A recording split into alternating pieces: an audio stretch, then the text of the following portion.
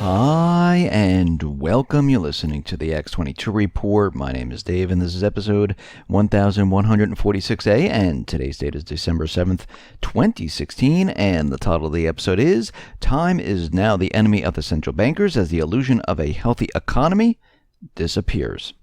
Let's get into the economic collapse financial news. Today we can see the market is rapidly moving higher. Now, we kind of expect this at this point. We know the existing administration, the central banks, they're going to create this illusion, and we've been seeing it unfold right in front of our eyes. They're going to create this illusion where people are going to be sucked into believing that everything is perfect. They want this to happen. This is part of their agenda. They want people to believe that they have completely recovered the economy. Now, we've been looking at other information, not the stock market. We look at the statistical information that the government puts out, but we look very, very closely at it, and we find out that most of it is fake, phony, and false. A lot of it they manipulate, a lot of revisions, and we can see right now their illusion is falling apart. Time is against them right now.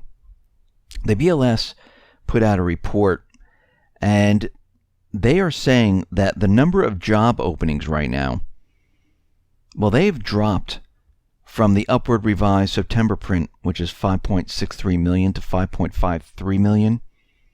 That's down some like 97,000.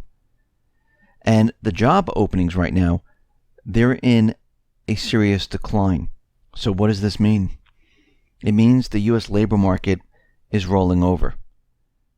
Despite the near record number of job openings, the pace of hiring has failed to keep up. And I discussed the job openings once before. In these huge corporations, they have these open recs. Each department gets them. And they don't like to lose them because they're very difficult to get back. So what they do is they interview people. Now, a lot of times companies put freezes on hiring, or you make it so difficult that no one can ever fill that position. But you want the rec open because you know you're going to use it maybe sometime in the future when things get better. And a lot of companies, what they do is they'll interview people, they'll keep the job recs open, they'll show that there's a job opening, but they have no way of filling it. They're not going to fill it, and they're just trying to keep that rec open. And this is what we're seeing right now. But what we're seeing is that the annual rate of change in hiring dropped below 2.2% compared to the 5.2 million a year ago. This was the biggest contraction in hiring since March of 2013. And what we're seeing when we look at this happened in the year of 2007 going into 2008. And then the economy came crashing down. And we're starting to see the same exact thing once again. And we can see that people are still having a very difficult time finding work. Many people have reduced salaries. Many people have gotten part-time jobs once they had a full-time job, but they still want a full-time job. All they can find is a part-time job. And this is showing up in many different areas of the economy. One being retail. Two being the restaurant industry. Three being in real estate. And we know that the restaurant performance index, well, that has been dropping. Traffic has been drying up in restaurants. We also see, according to a restaurant tracker, NPD Group, traffic at U.S. fast food restaurants, they fell by 1% in the third quarter. The sector's first traffic decline in 5 years. Now, the reason is not that many Americans have migrated to a higher wealth group and now they're eating more expensive meals. What's happening right now is that going to these fast food restaurants, they're becoming too costly for many people. Remember, salaries are declining. People are coming from full-time to part-time jobs. And the MPD survey found that 75% of respondents said they have to cut back on restaurant dining as they keep a closer tab on spending in most of all their purchases. And they're saying that right now, restaurants, fast food restaurants, they're just too expensive, and they're bypassing them. And we realize that this has been going on for quite a while now. And it started in retail, it spread to housing, and we knew eventually it would come to the restaurant industry, and then eventually the fast food industry. Because it's a trickle-down effect where everyone is going to be affected by this. And as more and more people can't find jobs, as more and more people go from a full-time job, get laid off, and go to a part-time job, we're going to see more of this. This is why what the U.S. government, what the central bankers are telling us, that the unemployment rate is at 4.6%, is absolutely ridiculous. It makes no sense whatsoever.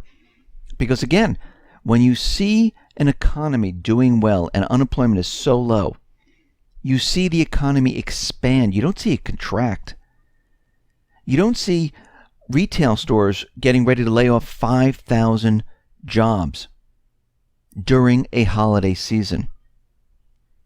I know they put on temporary workers, but those individuals that thought they had a job, they're going to be let go right after the holiday season, along with all the temporary workers. And we see in the housing industry, well, that's starting to completely fall apart. Remember, the bubbles have reached the top. They are coming down right now. I'm seeing more and more homes on the market. People are reducing their prices. The interest rates are inching up a little bit. And just think about it. This is just a small little increase. What a gigantic effect it has on the real estate market. Can you imagine what would happen if these times were normal?